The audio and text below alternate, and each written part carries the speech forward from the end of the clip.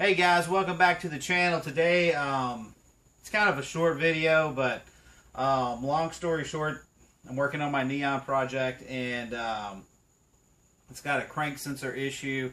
And how you can tell a crank sensor issue is pretty simple. This particular case, maybe you don't have a no start at all, but this particular case, it turns, then runs fine. Maybe sometimes your car will run for a little while, stop, wait for it to cool off, it runs again. Usually that's a crank sensor. But since this is on a Neon, I wanted to kind of show you where it's at, because it's one of those remote areas, and long story short, it's one of those things that's really hard to film, but since I had to take other stuff apart, I just want to give a quick expo on how it actually looks, where it's at. Now this is the part we're actually dealing with right here. Hang on one second, right? Just say right there. This is the crank sensor right here. Can you guys see it pretty good? It has 3 prongs.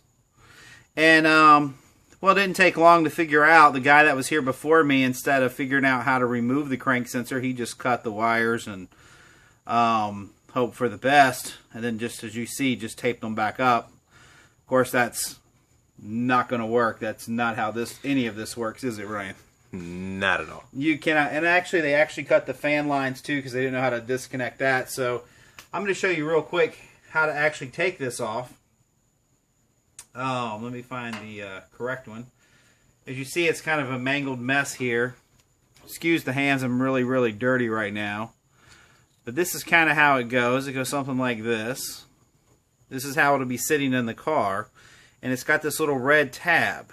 Can you make out on the red tab right there where there's a little angle right here? And see that little edge, guys? That little thing sits right here. I'm trying to put it together even though it's in pieces, and it kind of sits flush. Take your little screwdriver, pick or something, push it out. Now, this top piece right here is already broken, so actually the little catch is broken too. It's not even there.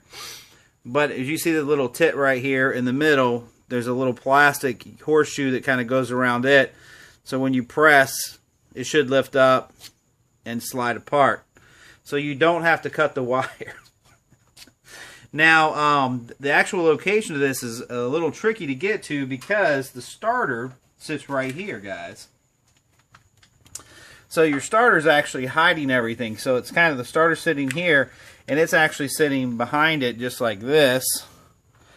And the little red tab I'm telling you about is kind of right here on the bottom. So you kind of got to get a light up here. You're not going to have a whole lot of room because, like I said, the starter is coming in right over top of it, but you can access it on the bottom. And with this off, you can give you a real good idea. Now, this is an 8mm bolt. And what happens to these is the oil kind of penetrates through it, and I noticed also, you can see just a little bit of, you see where it's wet with the oil right here? That kind of gets to it a little bit, and after a time, they just kind of go bad. I don't know if we can actually see inside of there, but you can't see inside there, but basically what there is, there's a set of gear or teeth that are following on the crankshaft, so as the teeth follow past that magnet, it creates a break in the magnet flow, and that's how the car knows, that's how the computer knows if your timing's right. Because the computer knows how fast it's going based on when that tooth hits. And as long as the tooth's sitting there like it's supposed to, everybody's happy. Well, this particular sensor also controls whether or not the ignition fires, whether the fuel comes on. This right here is what tells the car it's okay to go. So this right here can definitely be a real pain in the butt if you do not know how to handle it or don't know how to find it or whatever. As far as level of difficulty goes, it's really not that difficult, particularly to work on this. This is actually a pretty simple job.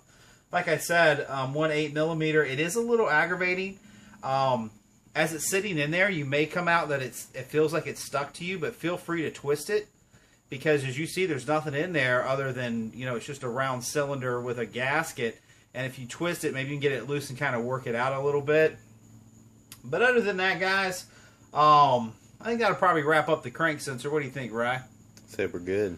Say peace out, deuces. I guess I'll get busy going and finding another harness, another sensor. And I'm also going to do a quick one on the starter because it's a pretty simple removal job. I just wanted to show people with the intake off what it actually entailed. Alright guys, anyway, support the troops as usual. We always support our troops around the world. Thank you, for God's sake, support us. You know, we appreciate your comments. You know, if you've got anything going on, just drop me a line and let me know. Hit a dislike or a like on the video, some kind of inner reaction, whatever. We don't care. Meanwhile, deuces, peace out. I got to make a starter video later.